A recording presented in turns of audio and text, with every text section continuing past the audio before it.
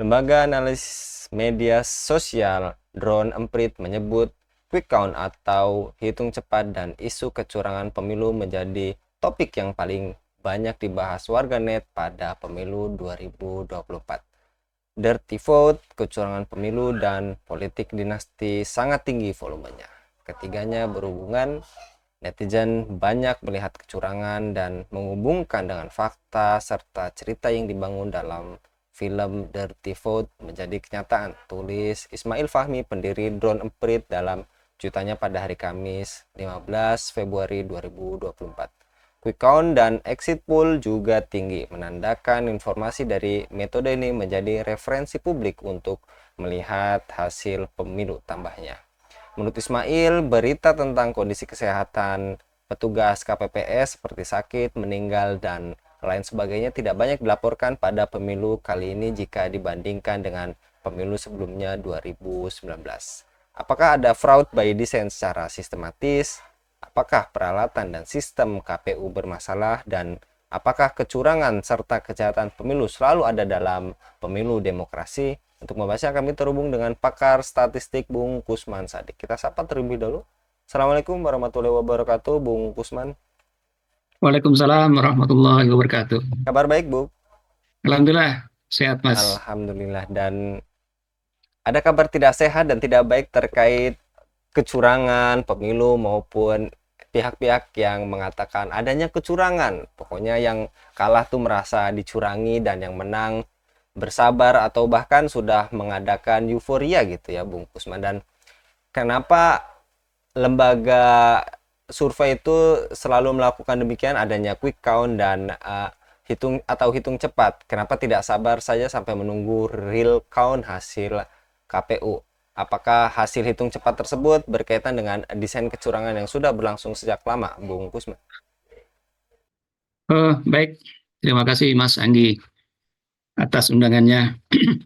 Eh, Mungkin saya sedikit cerita mengenai, karena ini kaitannya dengan statistika ya. Jadi memang secara umum, ini secara umum ya, bahwa survei itu merupakan alat di statistika yang lazim digunakan dalam suatu riset dan sebagainya. Nah, quick count itu termasuk salah satu bentuk survei, salah satu bentuk. Nah, statistika sebagai salah satu cabang ilmu itu sebenarnya netral sebagai ilmu, netral. Sama seperti pisau. Jadi misalnya pisau itu bisa digunakan sebagai alat untuk membuat masakan, namun bisa juga digunakan untuk melukai seseorang. Tapi pisau itu tidak akan pernah melukai seseorang. Tapi ada orang yang menggunakan pisau itu untuk melukai. Ini aspek statistikanya. Uh, atau dalam istilah umum sering disebut the man behind the gun. Jadi ada orang di balik senjata, itu ada orang. Jadi ada orangnya.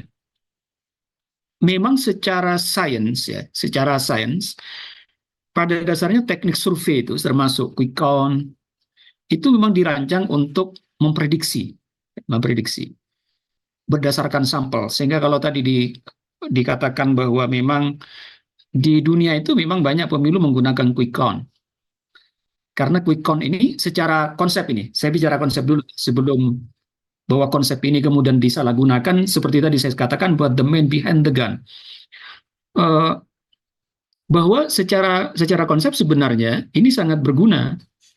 Karena kenapa lebih cepat? Karena bentuknya sampel. Jadi seperti quick count yang sekarang ini yang saya baca dari beberapa lembaga surveinya, itu dari 823.000 TPS maksud saya, itu hanya sampelnya 2.000 sampai 3.000, sehingga lebih cepat untuk diperolehnya. Bahkan bisa akurat. Nah ini fakta ya. Cuman masalahnya begini, problemnya. Ada kadang-kadang sesuatu itu menggunakan kamuflase sains, kamuflase. Karena yang dituju itu kadang-kadang itu bukan untuk memprediksi, tetapi melainkan digunakan untuk mempengaruhi opini publik. Jadi Itu kan namanya kamuflase science. Science-nya nggak salah, tapi kemudian supaya lebih dipercaya, kemudian dikamuflase sebagai science gitu. Padahal sebenarnya bisa ada kepentingan-kepentingan tertentu di situ. Tahun tahun 54 tuh, itu ada Darrell Hub itu menulis sebuah buku sangat terkenal namanya How to Lie with Statistics. Jadi bagaimana berbohong dengan statistika. Jadi statistika itu sangat rentan digunakan untuk berbohong. Artinya memang di dalam termasuk survei-survei politik ya, termasuk Pikon itu memang orang itu percaya salah satunya terhadap kredibilitas dan netralitas dari lembaga-lembaga survei itu. Artinya gini, bahwa survei itu tidak hanya terkait metodologi. Kalau di bedah metodologinya mungkin benar ya mereka. Tetapi itu juga terkait dengan siapa yang melakukannya. Apalagi terkait politik. Terkait politik itu yang maka masyarakat sekarang ini kan, masyarakat yang kritis sekarang ini kan tidak hanya hasilnya tapi mencermati kredibilitas dari lembaga surveinya, dari orang-orangnya. Misalnya, apakah lembaga itu termasuk yang selama ini track record-nya menyuarakan kebenaran, ya, ataukah lembaga itu biasa menyuarakan yang bayar? Nah itu persoalan itu ya, sehingga apalagi dalam persoalan politik, politik pragmatisme itu selalu terkait dua hal. Pertama, uang, dan yang kedua, kekuasaan. Artinya, kalau orang kemudian mencurigai persoalan itu, memang bukan mencurigai tentang ilmu statistikanya, tapi yang dicurigai adalah kamuflase sains tadi. Dan itu saya kira wajar, ya. Jadi wajar kalau kemudian saya kira baik di Indonesia maupun di luar negeri, statistika itu termasuk salah satu sains yang banyak manfaatnya dalam memprediksi sesuatu dan sebagainya, termasuk machine learning sekarang itu, statistical machine learning segala itu termasuk bagian sains. Tapi sekali lagi bukan sainsnya yang salah gitu, tapi ada orang yang menyalahgunakan sains ini untuk kepentingan-kepentingan tertentu, termasuk di bidang politik, saya kira itu. Baik, Bung. Dan dikabarkan salah satu pihak juga menyimpulkan tadi adanya kecurangan yang terjadi pada Pilpres 2024 jauh lebih dahsyat dibandingkan pemilu sebelumnya. Menurutnya hampir pada kesimpulan masif, sistematis, dan terstruktur, benar-benar terjadi dengan kualitas kadar yang jauh lebih dahsyat ketimbang tahun-tahun berikutnya. Bagaimana terkait respon Anda, Bung? Ya, memang kalau kita bicara kecurangan pemilu, ya, itu memang bisa terjadi di tiga kondisi. Pertama, pra pemilu, yang kedua itu saat pemilu, dan yang ketiga itu pasca pemilu. Jadi ini pintu-pintu untuk melakukan kecurangan. Pertama, pra pemilu, jadi sebelum pemilu, jadi ada prakondisi. Saya kira fakta-fakta yang ada, misalnya yang disebut pra pemilu itu, prakondisi itu misalnya ketidaknetralan penguasa untuk memenangkan paslon tertentu. Padahal semestinya penguasa itu kan sebagai penyelenggara pemilu, harusnya netral. Coba bayangkan Mas Anggi, ada wasit dalam sepak bola, tapi wasitnya itu ikut main. Dia ikut menendang bola ke gawangnya. Itu kan rusak permainan. Ya. Dan saya kira untuk yang pra pemilu ini, film dokumenter Dirty Vote yang tadi disebutkan, itu saya kira sebuah fakta. Bukan fitnah ya, tapi itu fakta yang memang, makanya disebut dokumenter, bahwa ada ketidaknetralan penguasa. Nah, ini, pra pemilu ini, itu termasuk bagian dari kecurangan. Wasit ikut main. Nah, itu ikut bermain itu kan jadi apa?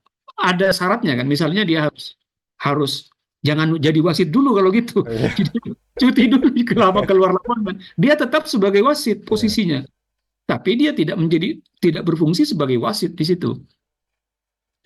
Yang repot kan dia mau tetap jadi wasit, Iya. jadi dia tidak cuti sebagai wasit. Nah, sementara para pemain yang lain mempercayakan diri kepada dia sebagai wasit. Ya pastilah kalau dia berada di dekat gawang, dia yang yang menendang bola ke gawang. Nah, itu gambaran sederhana. Itu Iya. pra pemilu ya, Mas Anggi. Kemudian di saat pemilu ini misalnya banyak kemarin saya lihat, ini juga fakta ya. Saya kira yang bisa dilihat di banyak eh, media, termasuk di media sosial yang ada videonya dan sebagainya. Di antaranya di saat pemilu itu adalah kertas suara sudah terjoblos duluan untuk paslon tertentu. Kemudian ada juga beberapa berita mengenai intimidasi oleh aparat desa pada pemilih untuk mencoblos paslon tertentu. Ini juga kecurangan ininya.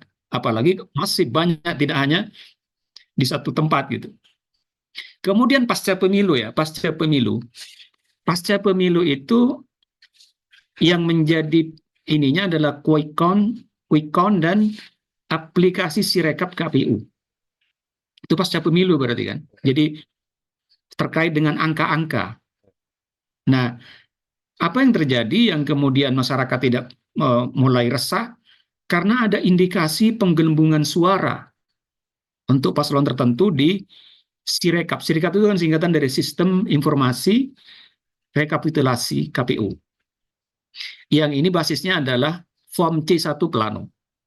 Saya ikuti, saya buka sendiri itu, ya, karena saya lihat ada yang posting beberapa, saya cek memang benar kejadiannya itu. Jadi aneh. Misalnya ada sebuah akun itu memberitakan bahwa TPS di 035 disebutkan ya, TPS 035 Kelurahan Bantur, Kecamatan Bantur Malang, Jawa Timur. Itu paslon nomor 2 itu dapatnya 136 suara. 136 suara. Tapi di rekap KPU itu ditulisnya 136.188. Itu kan bukan, itu jadi 136 jadi 136.188. Nah, ada yang mengatakan ini kan kesalahan. Kalau kesalahannya itu bersifat random ya, terjadi di mana-mana tapi random. Nah, itu mungkin human error. Ya, human error atau teknis kan tadi disebutkan oleh Semanggi itu, kesalahan teknik, teknologi dan sebagainya.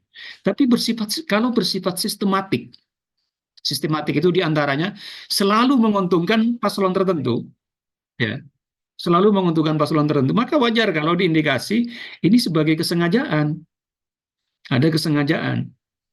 Kalau nggak sengaja kan bisa yang satu dirugikan, nomor dua diuntungkan, di tempat lain nomor satu dirugikan. Tapi ini kan lebih banyak yang paslon nomor 02 yang banyak diuntungkan dengan angka-angka ini. Bahkan saya baca tadi sedikit di Twitter, ada katanya nilainya sampai 1 juta di satu TPS. Itu kan eh, apa agak aneh ya, agak aneh. Ada satu yang juga ini saya kira wajar kalau masyarakat curiga. Saya mengatakan bahwa masyarakat itu kalau curiga ya wajar karena memang eh, terlihat dengan jelas ada hal-hal yang mencurigakan. Termasuk kemarin saya baca di bisnis.com 16 Februari, berarti kemarin ya.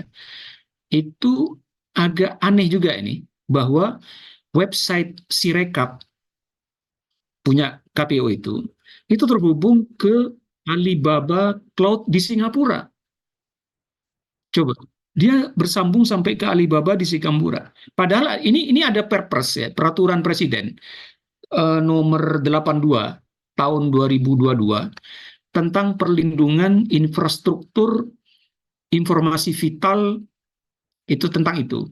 Maka mestinya hasil pemilu itu masuk dalam klasifikasi data yang strategis, mestinya. Iya. Tapi kok servernya sampai ada di mana di Singapura gitu. Singapura.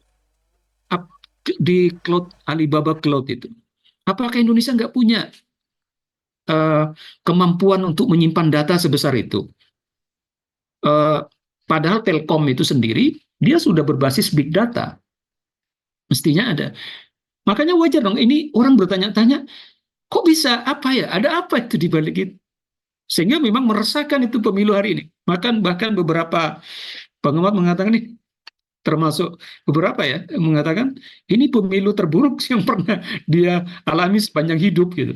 Jadi eh, karena terlalu vulgar ya, vulgar ininya. Jadi sekali lagi ini saya kira fakta ya yang menimbulkan keresahan, kegaduhan yang eh, kemudian berimbas mungkin nanti orang jadi nggak percaya terhadap hasil pemilu ini.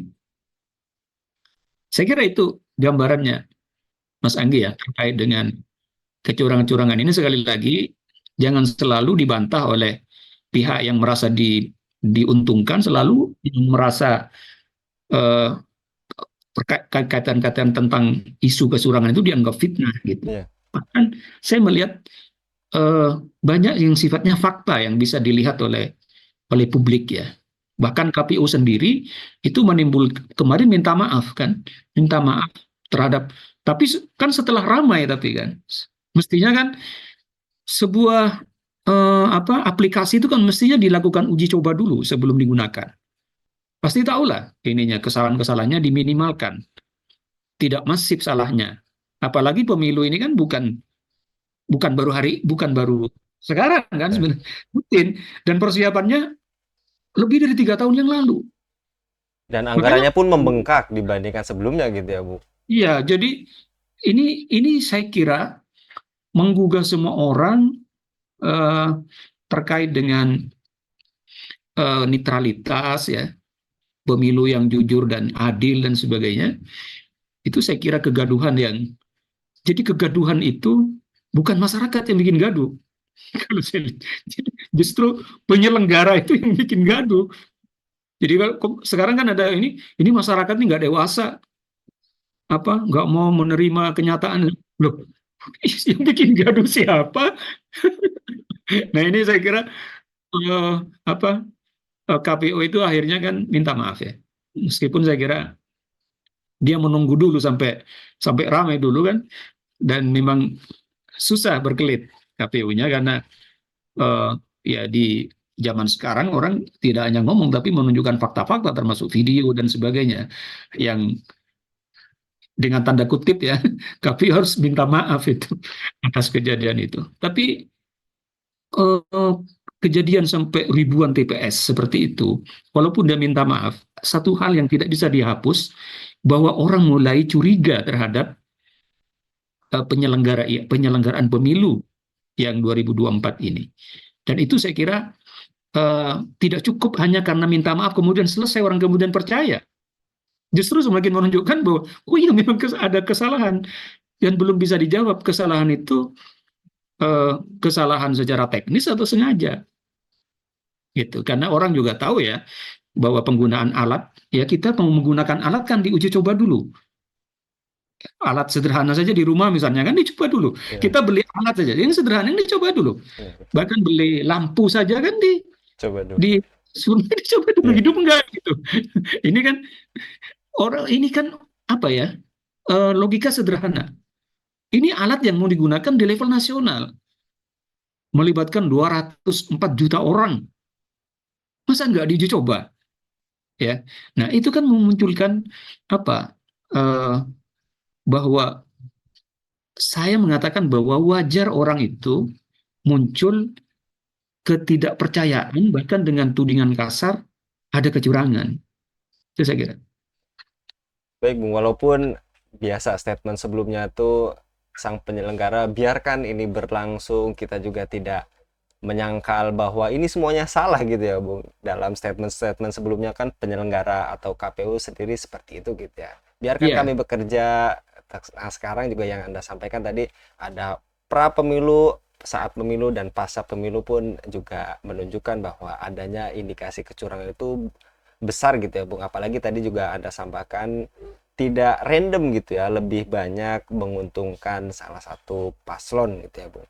Dan Iya, apakah betul. istilah human error yang juga tadi sering disampaikan, adanya kesalahan itu berkat human error ya, minta maaf dan akan diperbaiki lagi, itu dituding sebagai penyebab terjadinya kesalahan berulang dan tersistem. Dan terakhir, apakah ini bagian dari problem kronis demokrasi, karena kita mengingat di pemilu-pemilu sebelumnya pun demikian gitu ya Bung, bahkan pemilu sebelumnya ada yang paslon tertentu menyatakan dirinya menang, paslon sebelahnya juga menyatakan dirinya menang dalam lembaga survei cepat ya Bung, itu Iya, saat itu iya, menyatakan semuanya menang gitu Bu. Itu bagaimana Bu? Apakah iya, memang problem kronis demokrasi iya, ini Bu? iya. Ini memang tentang demokrasi ini bukan klaim saya ya, tapi memang fakta kerusakan demokrasi. Ya, ini telah mendapat banyak sorotan dari para akademisi dunia. Jadi ini bukan klaim ya. Jadi bahwa kemudian dalam pelaksanaannya berbasis demokrasi kemudian muncul itu, ya memang itu kira-kira gambaran demokrasi di mana-mana. Misalnya Stephen Levitsky dan Daniel Ziblatt itu. Tahun 2018 itu dia menulis buku judulnya How Democracies Die. Jadi bagaimana demokrasi itu mati. Mirip dengan judul ini David Runciman tahun 2018 juga, masih baru. Ya itu juga mengulas hampir mirip judul bukunya. Judulnya How Democracy End. Jadi bagaimana demokrasi itu berakhir. Intinya bahwa kedua buku ini itu memaparkan fakta dan analisis. Ada fakta, ini tidak hanya analisis ya, ada faktanya di berbagai dunia termasuk di Amerika. Bagaimana demokrasi itu eh, bisa mengalami kemunduran, bahkan tidak hanya mundur tapi kematian.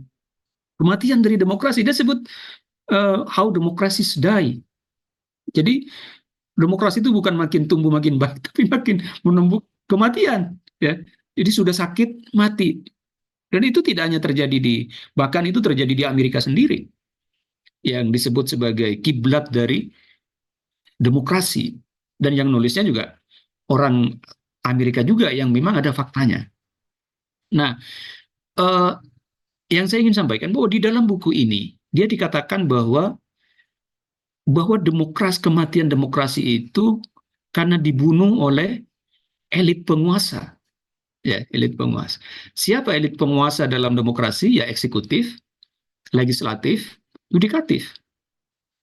Yang ini akan mengarah kepada keruntuhan sistem demokrasi. Coba kita petakan apa yang dikatakan oleh Levitsky dan Daniel Ziblatt ini terhadap kegaduhan di pemilu 2004 di Indonesia ini.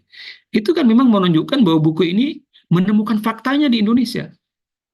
Bahwa demokrasi itu memang pada akhirnya itu dikendalikan oleh segelintir elit. Segelintir elit yang punya kuasa. Yang kemudian dituding sekarang ini sebagai pelaku kecurangan. Dan penguasa, yang dimaksud penguasa tentu itu terkait dari eksekutif, legislatif, yudikatif. Ya mungkin kasus kasus apa tadi seperti kasus MK, yudikatif dan sebagainya itu kan pra pemilu itu. Dan melalui proses-proses begini itu adalah kejadian di mana-mana di dalam sistem demokrasi. Sehingga eh, fakta-fakta yang dikemukakan oleh Levitsky maupun Ziblatt itu memang makin menemukan faktanya lah kira-kira. Bahwa rakyat itu lama-lama ya, ya kita lihat kemarin hujan-hujan juga rakyat itu berpayung segala ya, karena mereka berharap bahwa menemukan pemimpin yang amanah dan sebagainya. Itu ada yang memang rakyat itu bukan bukan rakyat yang ini ya, yang merusak itu sebenarnya. Jadi rakyat itu percaya, dia punya kepercayaan ini dan sebagainya, sampai berpayung hujan dan sebagainya. Sebagian bahkan mereka sebut sebagian perjuangan dan sebagainya. Tapi tadi bahwa di level penguasa, di elit seperti yang dikatakan Levitsky dan Ziblatt, itulah yang membunuh demokrasi, dibunuh oleh penguasanya sendiri. Sehingga apa? Yang dikatakan di dalam buku ini bahwa ujungnya ini agak pedas ini ya. Ya katakan bahwa rakyat itu hanya sebagai sumber legalitas demi tercapainya kepentingan elit penguasa tadi. Elit penguasa itu tadi ya, eksekutif, legislatif, dan yudikatif.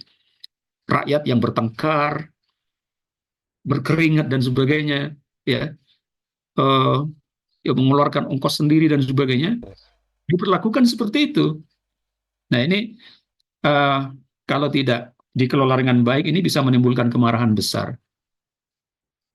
Dan itu saya kira bahwa memang benar bahwa demokrasi sebagai sebuah sistem yang eh, membolehkan segala cara yang penting menang, ya, tidak lagi ada halal haram di dalamnya itu. Jadi orang yang penting menang apapun dilakukan, ya, termasuk berbagai tadi dikatakan berbagai kecurangan itu terbuka dalam sistem ini.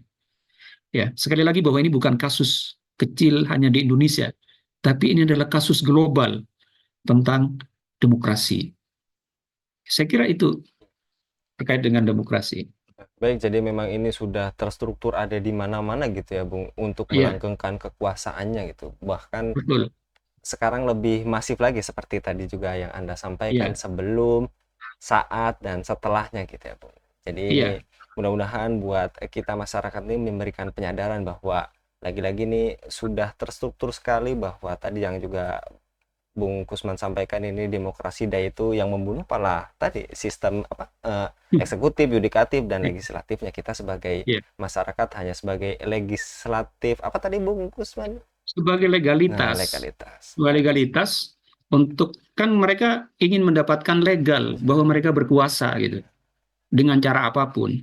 Jadi nggak nyambung rakyatnya itu ingin yang pemimpin yang baik, Iya, padahal pemimpinnya faktanya begitu. iya. Dan itu terbukti dalam fakta-fakta yang tadi saya sebutkan bahwa memang ada unsur eksekutif, ya, legislatif, yudikatif yang ya sulit untuk dibantah. Ada permainan di dalamnya untuk kepentingan mereka, dan kepentingan mereka itu dititipkan pada paslon tertentu, yang artinya dengan paslon itu mereka mendapatkan perlindungan, keamanan dan sebagainya. Bahkan memang lebih banyak ya, karena di sana sekali lagi bahwa pemilu itu mahal, biayanya mahal.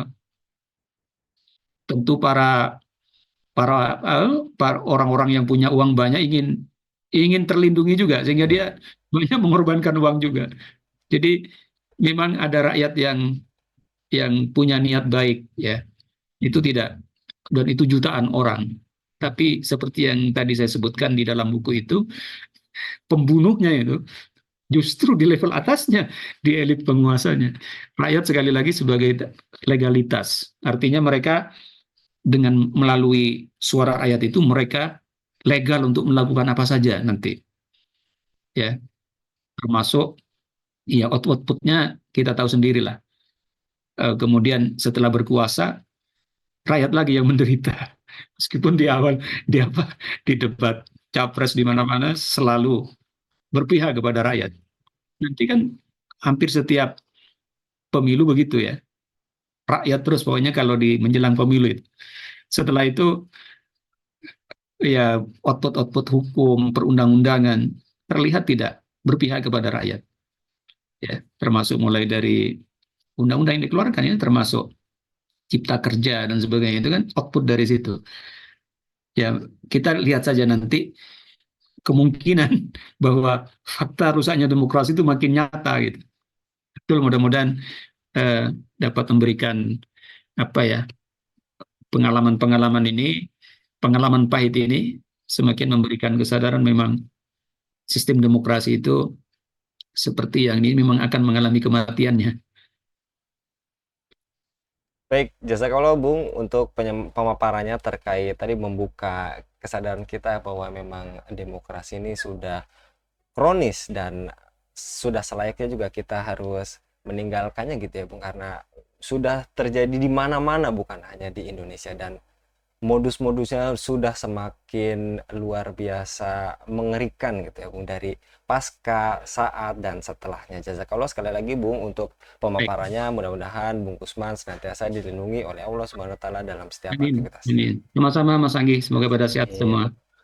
Demikian pemirsa Ilhava News yang dirahmati Allah, jangan lupa untuk subscribe, like, dan share sebanyak-banyaknya. Semoga menjadi amal kebaikan bagi kita semua di dunia dan di akhirat nanti. Saya Anggi Suara undur diri. Assalamualaikum warahmatullahi wabarakatuh.